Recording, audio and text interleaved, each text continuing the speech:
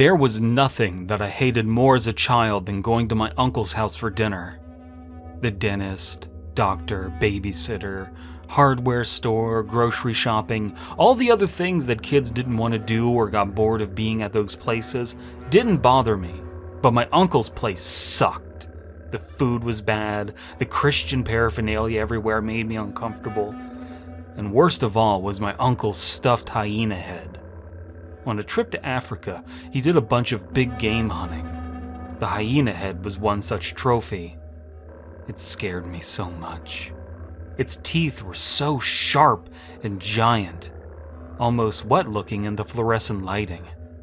The area under its eyes wasn't molded correctly, so it gave off this uncanny look like a radiated woof in anger from the pain of living. And the eyes themselves were black and reflective. They must have been fake, but they didn't look like it. They looked like frozen orbs of inky darkness pulled from the deepest pits of the ocean. I'd always have nightmares of it chasing me after my visit. And of course, my uncle always made fun of me for being afraid of it. One time he took it off the wall and chased me with it. I knew it wasn't real, but it hurt so bad. Another time they pretended, my uncle and my parents, pretended the meat that night was hyena meat from the head. Needless to say, I went to bed hungry. The worst memory of all was when I went to my uncle's house, and the head wasn't there to greet me just inside, where it normally hung on the wall. My uncle said he had a surprise for me.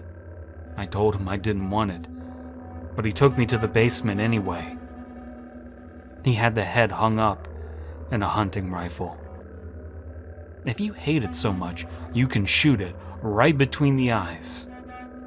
He put the gun into my hands. There's a war coming, and you need to be able to shoot them between the eyes. A war? I asked. Yes, a war.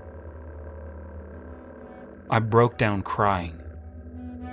That's the end of my memories of my uncle and his hyena head.